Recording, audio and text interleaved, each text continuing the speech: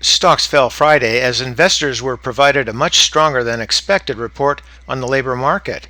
But of course, investors were still occupied with the fallout from Russia's war in Ukraine. The S&P 500 dropped to extend declines from Thursday and posted a weekly loss of about 1.3%, while the Dow posted a fourth straight weekly loss. Treasury yields fell further as traders piled into safe havens, including bonds and gold. Investors were looking for safety among reports that the U.S. was considering a ban on Russian crude oil imports. New economic data on Friday confirmed to investors that the U.S. economy had recovered sufficiently to allow the removal of monetary supports. The Labor Department's February jobs report showed the creation of 678,000 jobs last month. Moreover, the unemployment rate improved to 3.8%, or the lowest since February of 2020, which was before the pandemic. And with that, Fed officials have declared victory. But let's not get too far ahead of ourselves in calling victory. We need to talk about reality. We've had a war on coronavirus. We are having a war on inequality, and we're in the early stages of a war in Ukraine. We're going to have higher oil prices, higher inflation, military and corporate sanctions, and likely financial market breakdowns that may very well cause a global recession. To me, this does not lead to victory. To me, this leads to more quantitative easing. Yes, QE5. So, let's look at the charts.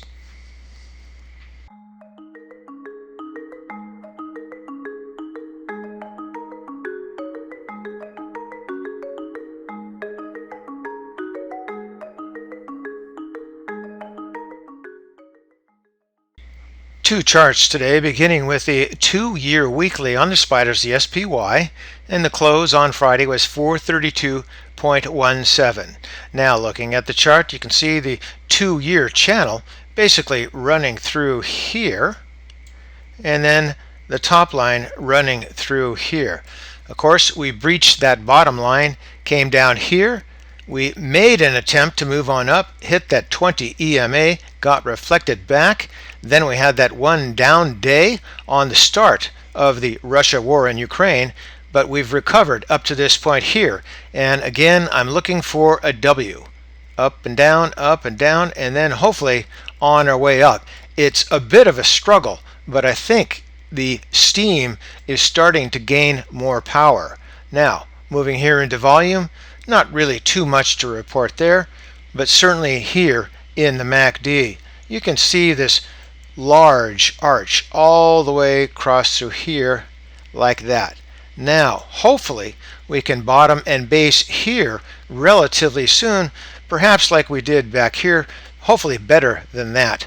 But as you can see, the fast line has just popped below the zero line, and there's still a pretty good separation between the fast line there and the slow line here, which means there's still volatility. But the improvement is shown here in the histogram, where you can see that definitely in the last couple of weeks or so, the bottom and basing is at least giving an effort. Moving down here into the price rate of change, see pretty much the same thing. We're below that zero line, so definitely things are weak. Also in the RSI, we're at a moderately weak 35.45, but you can see that it's trying to set up a base here. Into the stochastics, same thing.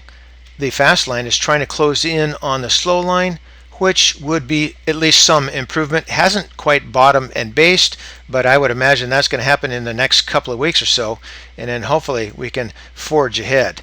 Same thing in the Williams, but this actually looks a little bit better with the maximum negativity there, and then definitely some improvement, at least at this point here, and hopefully at this point here. If we can get another reflection on up to that midline or 50 line, then I would say that things are improving anymore. But let's go back up here to the price chart. One last look. We're trying to complete this W.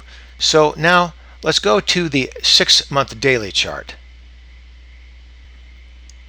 And now into the 6-month daily chart, you can see the W formation a little bit better from this top here, down here, back up, down again, and that's a very severe downward move there. But for the most part, I'm going to call this a good test of that low, because we're definitely on our way up, but it is going to be a struggle. As I've said, we pulled back here on Friday, but I think going into next week and certainly the week after, I think we're going to strengthen more and continue our upward march.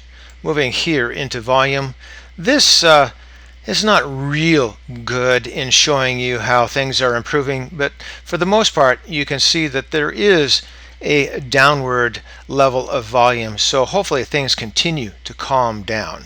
Into the MAC, you can see that here was the maximum negativity at that point. Here's the second point here, so we're definitely moving upward.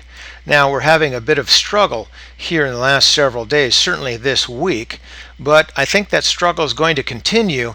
We are down here at -5, but the closer we get to that zero line, I think the stronger we'll get. But for now, some sideways movement and some volatility.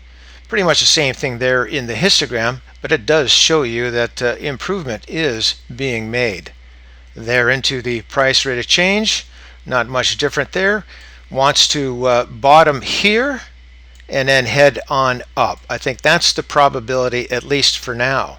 Relative strength on the daily is trying to stay close to that 50 or midline and perhaps even move up higher. So that's a good sign there. Same thing with stochastics. And definitely you can see by the Williams, which oftentimes leads the other oscillators, it's moved up through that mid or 50 line, and it's done a couple of sawtooths here, and I think that perhaps will come down or not, but I think soon enough we're going to be heading up into that overbought territory, and hopefully it can drag the rest of the oscillators and the market with it.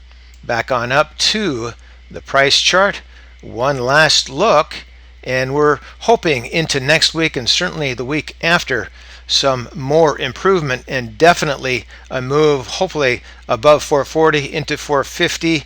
And then once we get to this point, then we'll have to see if we have any resistance. If we can get up there and through that resistance, then we can climb higher. I'm not sure if we're going to get back into that channel that we've been in or we were in over the last couple of years, but we'll give it an attempt. And for today, that's ChewDog Charts. Thank you.